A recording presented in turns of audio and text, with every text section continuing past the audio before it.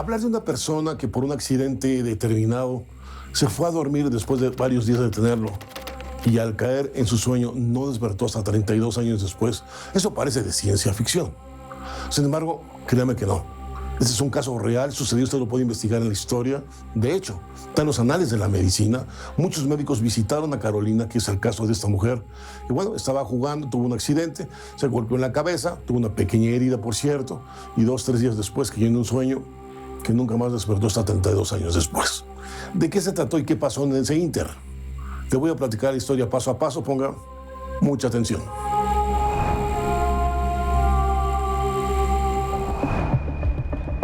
En el año de 1976, una adolescente sueca de 14 años llamada Carolina cayó en un profundo sueño del cual no despertó sino hasta el año 1900 sueño. Increíble, ¿no cree?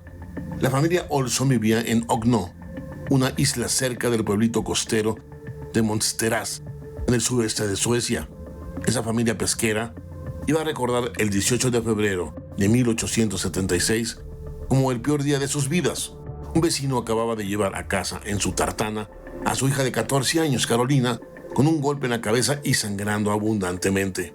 Nadie sabía lo que había pasado, pero todo el mundo supuso que se habría resbalado en el suelo helado. La madre limpió la sangre de su hija con agua caliente y un trapo limpio. Por suerte, solo había sido un susto. La niña tenía hambre y se sentó con sus padres y sus otros 4 hermanos a comer sopa, arenque y pan. Los días siguientes pasaron normalmente y la familia se olvidó rápidamente del golpe. Pero la tarde del 22 de febrero, Carolina empezó a quejarse de un fuerte dolor de muelas y sus padres, que compartían la creencia de que si te duelen los dientes, es a causa de las brujas. La mandaron a la cama. Esa sería la última vez que vieran a su hija despierta. El padre de Carolina era un pescador y no ganaba lo suficiente como para permitirse pagar un médico. Así que, junto con su esposa, fueron a pedir consejo a la partera del pueblo y a sus amigos más cercanos. La niña no se despertaba, pero si no hacían algo moriría por no comer. Su madre, con mucho cuidado, empezó a alimentarla, dándole 2 vasos de leche azucarada al día.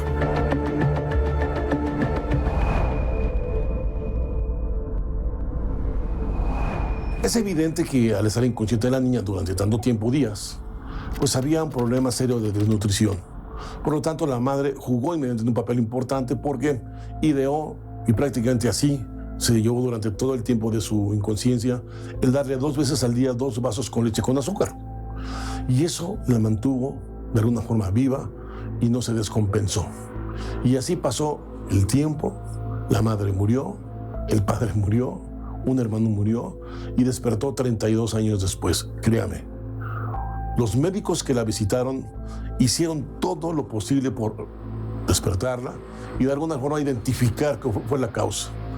Hubo muchas explicaciones, desde un coma hasta la histeria, como ve usted. Sin embargo, ni una dio el clavo. Sigamos con la investigación.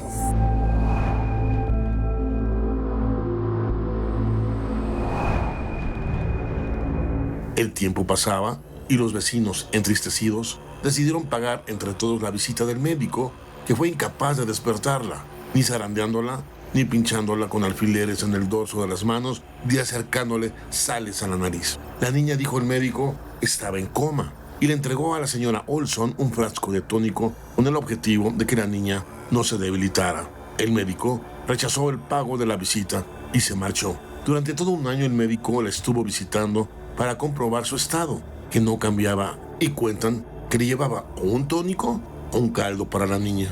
Algo tenía que hacer y escribió al editor de la revista escandinava de medicina describiendo el caso y pidiendo ayuda a la comunidad.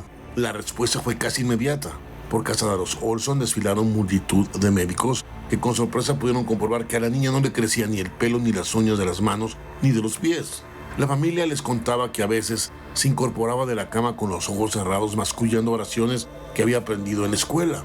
Con el paso de los años, la niña se había convertido en mujer, pero no despertaba. En el año de 1982, la visitó Johan Emil, un cirujano que acababa de establecer ese año en Monsteras el diagnóstico histeria. En julio, Carolina fue hospitalizada en la ciudad cercana de Oskarshamn, donde le aplicaron terapias electroconvulsivas.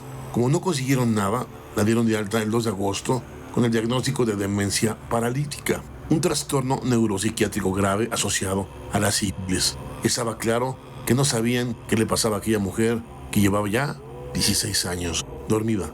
No volvió a verla desde entonces ningún otro médico.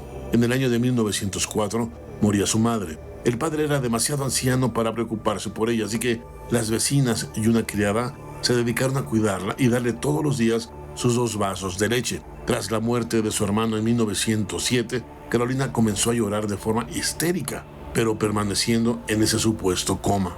Y la noche del 3 de abril del año 1908, 32 años y 42 días después de caer dormida, despertó. La criada la encontró llorando y pateando en el suelo.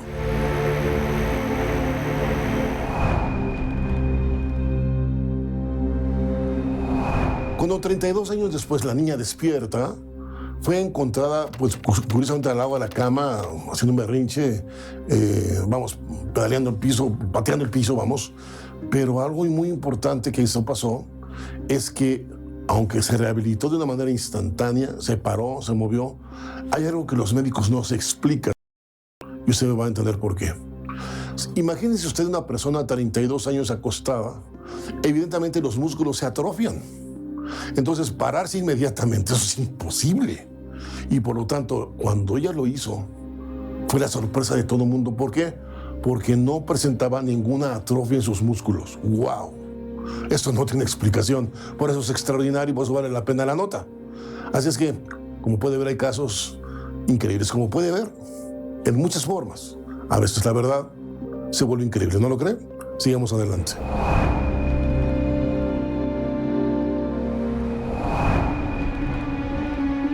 Cuando llegaron los 2 hermanos que aún vivían, no lo reconoció. Estaba muy delgada y pálida y durante los primeros días la luz le molestaba intensamente. Estaba débil y tenía dificultad para hablar, aunque podía leer y escribir y recordaba todo lo que había aprendido antes de quedarse dormida. La noticia corrió como la pólvora y periodistas de medio mundo fueron hasta Okno para entrevistarla.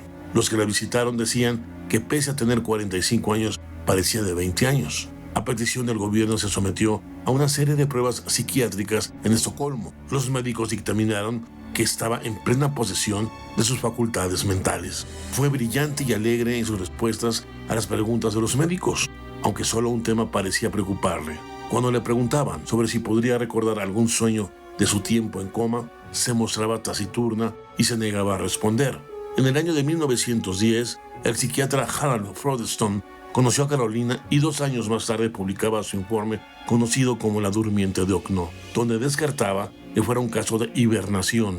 Sospechaba que había sufrido algún tipo de psicosis provocada por un evento traumático que la empujó a escapar del mundo. Frodeston aventuró que su madre la protegió y apoyó en esa decisión. Para el psiquiatra era evidente que algo muy grave tuvo que sucederle aquel lejano 18 de febrero del año de 1876. Carolina murió de un derrame cerebral en el año de 1950 a los 88 años de edad. Las personas que la conocieron dijeron que ella era muy trabajadora y que parecía contenta con su vida. Pero hasta hoy, a pesar del avance de la ciencia, no hay una explicación satisfactoria sobre lo que le pasó a Carolina. ¿Usted qué opina?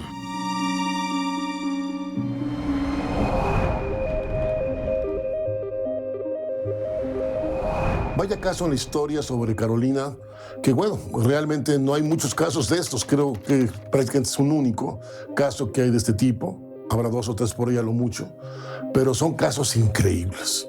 Y creo que vale la pena seguir estos casos en especial porque podremos aprender y ampliar la medicina si estudiamos a fondo cómo una persona de 32 años inconsciente no se atrofió. Realmente es muy interesante para lo que es la rehabilitación de muchos enfermos hoy en el mundo. Es digno de estudiarse. Esos enigmas pueden dar una gran aportación al avance de la ciencia y también en beneficio de la salud humana. ¿No le parece?